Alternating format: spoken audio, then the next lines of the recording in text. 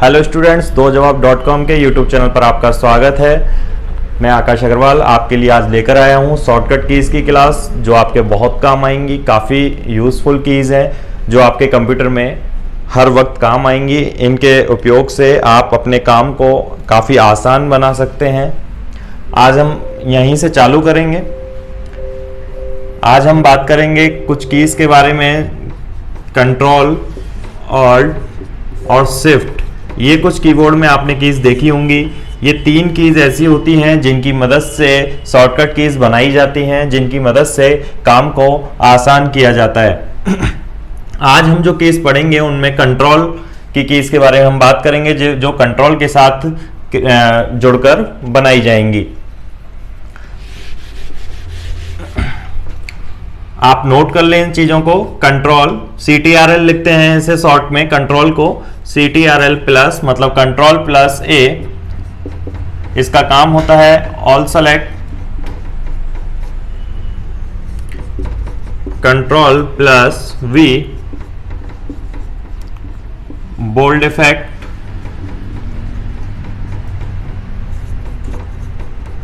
Control plus C copy effect,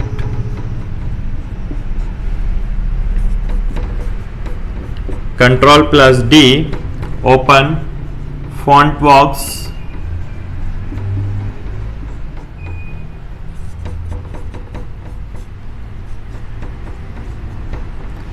control plus E centre alignment,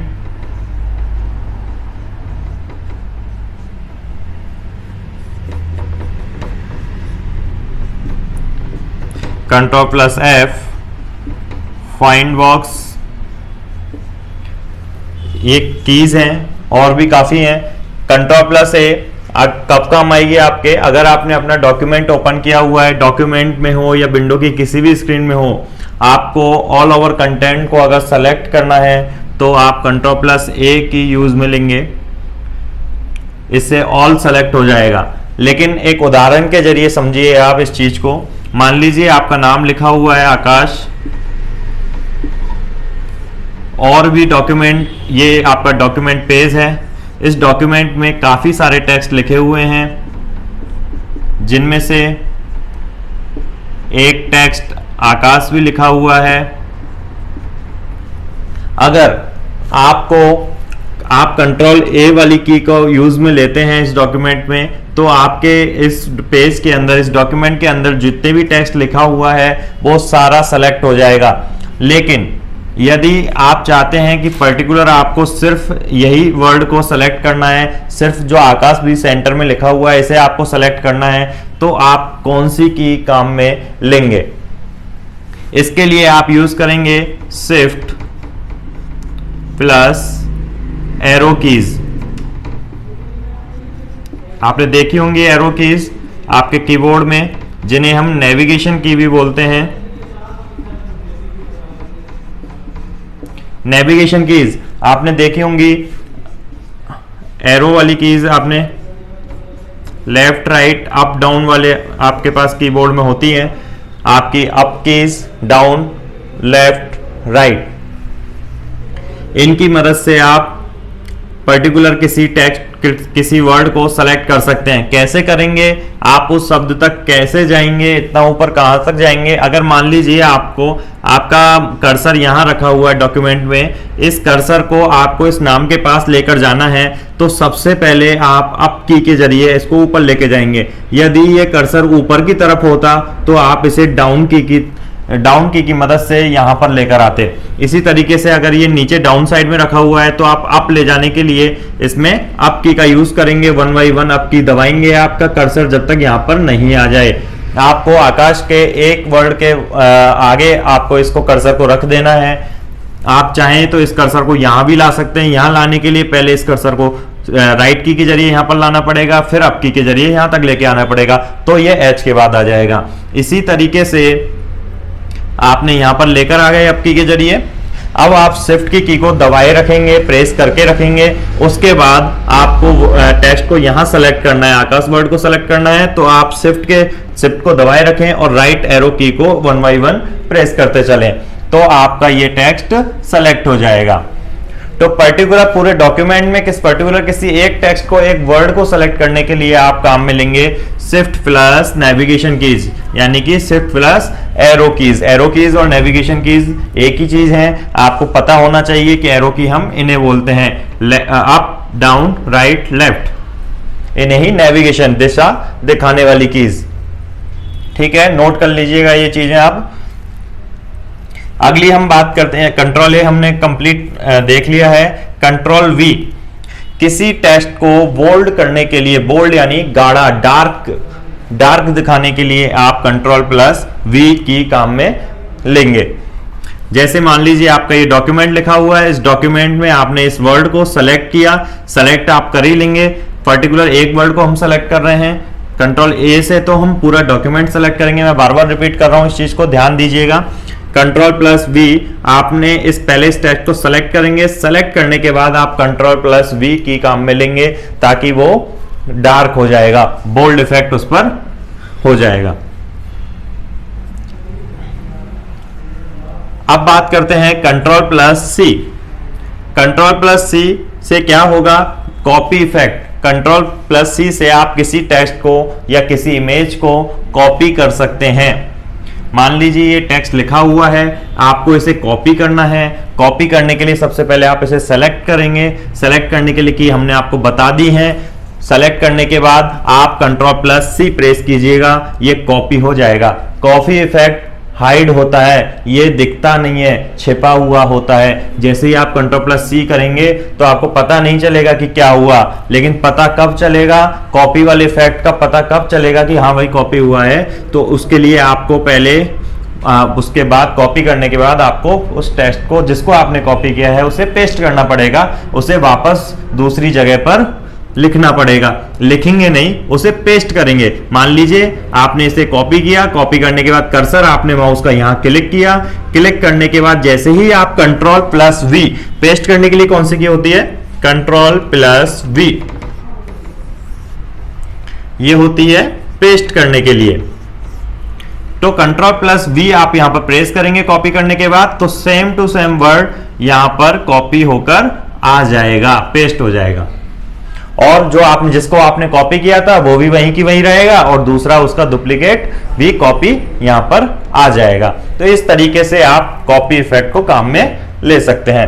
तो control plus B, paste की हमने आपको बता दी, ये की भी आप उतार लीजिएगा। अब बात करते हैं कंट्रोल प्लस डी की। कंट्रोल प्लस डी काम में आता है फॉन्ट बॉक्स ओपन करने के लिए।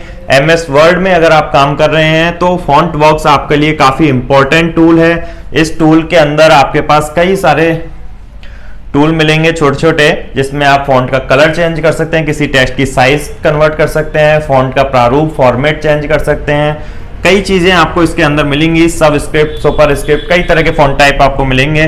कंट्रोल प्लस डी, तो आप open font box, complete font box को आप ओपन कर सकते हैं। ठीक है। कंट्रोल प्लस ई, ये काम आएगा आपका सेंटर अलाइनमेंट के लिए। सेंटर अलाइनमेंट क्या होगा, अलाइनमेंट का मतलब होता है व्यवस्थित करना।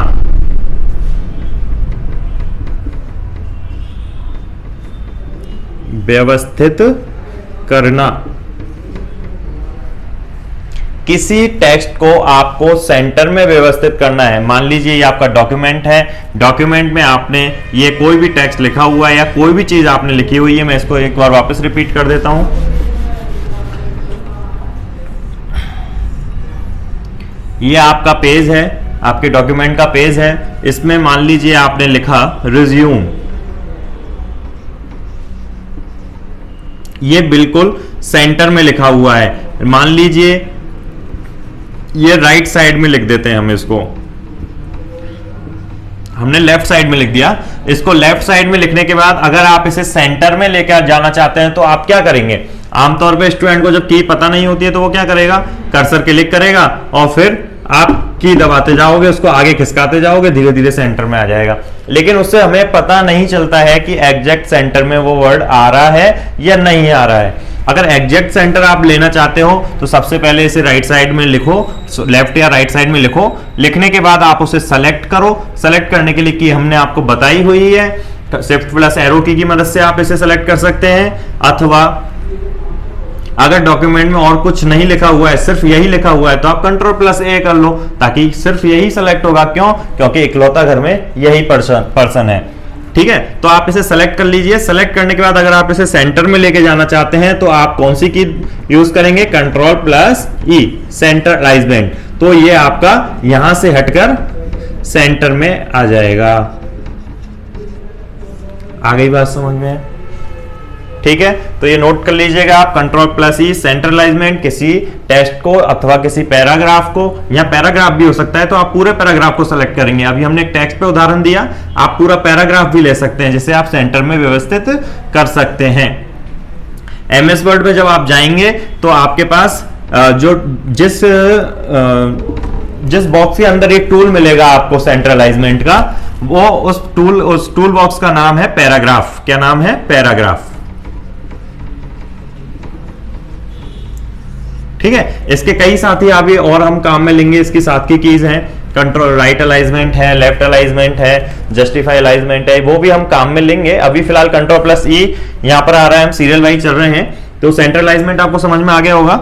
अब बात करते हैं कंट्रोल प्लस एफ की। Control plus F, F for find box. Find किसी वर्ड को ढूंढने के लिए, खोजने के लिए आप फाइंड बॉक्स काम में लेंगे। कैसे खोजेंगे किसी वर्ड को? मान लीजिए आपका पूरा डॉक्यूमेंट लिखा हुआ है, इस डॉक्यूमेंट के अंदर ये आपका पेज हुआ, इसमें काफी सारे टेक्स्ट लिखे हुए हैं, पैराग्राफ लिखा हुआ है, कंटेंट लिखा हुआ है। अगर मान लीजिए उसमें कोई वर्ड लिखा हुआ है, मान लीजिए द लिखा हुआ है, जगह जगह द लिखा हुआ है, कनेक्टिविटी के लिए द लिखा हुआ है, या किसी भी काम के लिए द लिखा हुआ, इस पूरे पेज के अंदर काफी जगह द वर्ड रिपीट हो रहा है।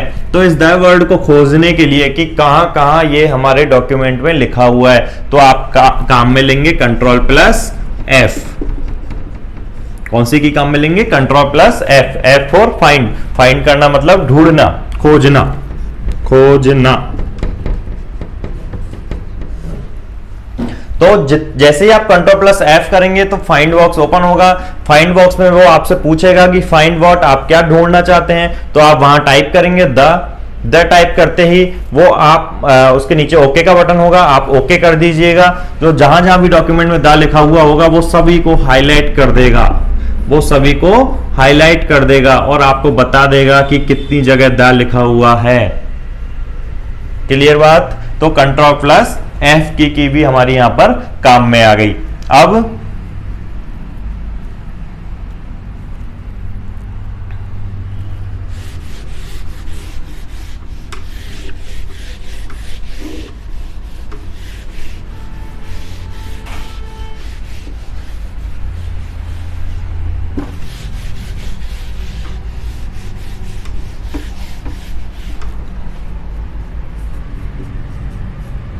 Control plus G, H I J K और एल। कंट्रोल प्लस जी आपका काम आएगा गो टू बॉक्स ओपन करने के लिए। एच काम आएगा रिप्लेस विंडो ओपन करने के लिए, रिप्लेस बॉक्स ओपन करने के लिए। आई काम आएगा इटैलिक करने के लिए किसी टेक्स्ट को। जे काम आएगा जस्टिफाई करने के लिए, जस्टिफाई अलाइनमेंट, जस्टिफाई अलाइनमेंट। और के काम में आएगा हाइपरलिंक बनाने के लिए।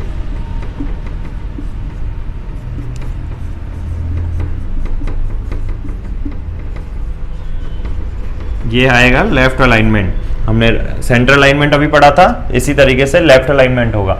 Control plus G go to box. Go to box MS Word में आपके काम में आएगा। ये एमएस वर्ड के अंदर अगर आपने कई सारे पेज ओपन किए हुए हैं, मान लीजिए 3, 4, 5 जितने भी आपने पेजेस बनाए हुए हैं अपने डॉक्यूमेंट के अंदर, तो control plus G go to box ये मान लीजिए आपने काफी सारी लाइनें लिखी हुई हैं, जो भी हैं आपने काफी सारी लाइनें लिखी हुई है, ठीक है।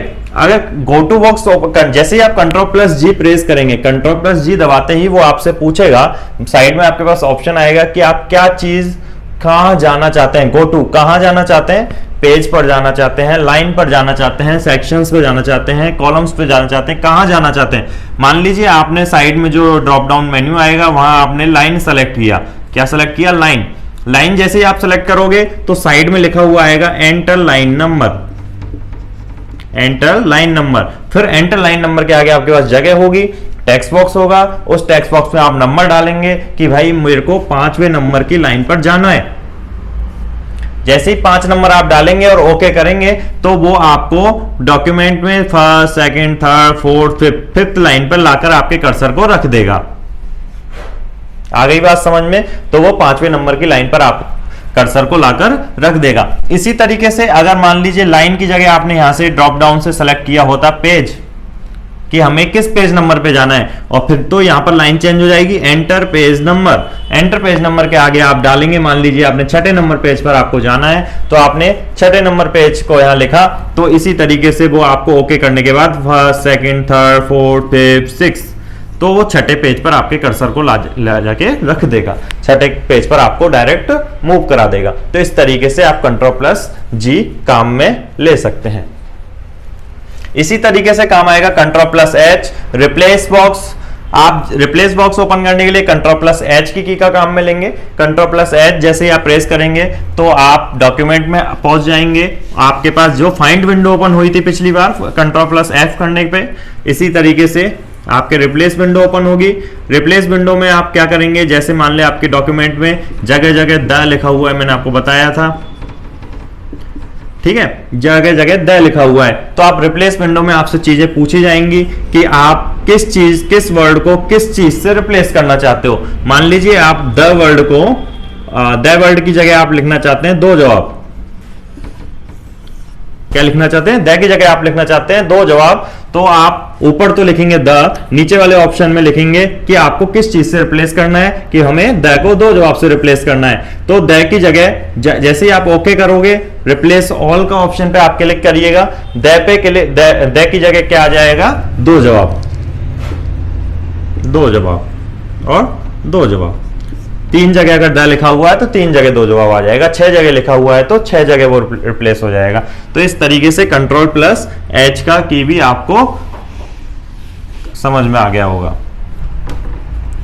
अब बात करते हैं इटैलिक इफेक्ट की। इटैलिक क्या काम आएगा, किसी भी टेक्स्ट को तिरछा करने के लिए। जैसे मान लीजिए आपने नाम लिखा हुआ है आकाश, अब इस आकाश वर्ड को आप सेलेक्ट करते हैं, सेलेक्ट करने के बाद अगर आप इसे तिरछा करते हैं तो तिरछा करने के लिए आप प्रेस करेंगे कंट्रोल प्लस आई, पहले सेलेक्ट करेंगे फिर इसे कंट्रोल प्लस आई करेंगे, तो ये वर्ड जैसे ही पहले अभी सीधा लिखा हुआ है तो ये थोड़ा तिरछा हो जाएगा। आ गई बात समझे, इटैलिक इफेक्ट इसे बोला जाएगा। अब बात करते हैं जस्टिफाई अलाइनमेंट। जस्टिफाई अलाइनमेंट तक छोड़ते हैं आज, जस्टिफाई को और देख लेते हैं। जस्टिफाई अलाइनमेंट काम आएगा आपका किसी पैराग्राफ को लेफ्ट, राइट, सेंटर तीनों पोर्शन में व्यवस्थित करने के लिए। अलाइनमेंट काम आएगा तीनों में व्यवस्थित करने के लिए। जैसे मान लीजिए ये आपका डॉक्यूमेंट है और इसमें आपका ये कंटेंट लिखा हुआ है, इस कंटेंट को लेफ्ट राइट से दोनों से समान रूप से व्यवस्थित करेंगे, कोई भी लाइन छोटी बड़ी नहीं होगी। आप तो कंट्रोल प्लस, जैसे ही आप इस पैराग्राफ को सेलेक्ट करेंगे और कंट्रोल प्लस जे प्रेस करेंगे तो आपका लेफ्ट और राइट दोनों जगह से ये व्यवस्थित हो जाएगा। तो इसे बोलते हैं जस्टिफाई अलाइनमेंट। आ गई होगी बात समझ में आपको। आगे की कीज और है, जे के बाद हम के से लेके जेड तक नेक्स्ट वीडियो में हम देखेंगे, इन सारी चीजों को समझेंगे। जब तक आप इन चीजों को जरूर कर लें, जहां तक मैंने आपको करा दिया है कंट्रोल प्लस जे तक मैंने आपको कीज बता दी है, तो इनकी प्रैक्टिस जरूर करें। उम्मीद करूंगा कि आपको आसानी से ये चीजें समझ में आ जाएंगी।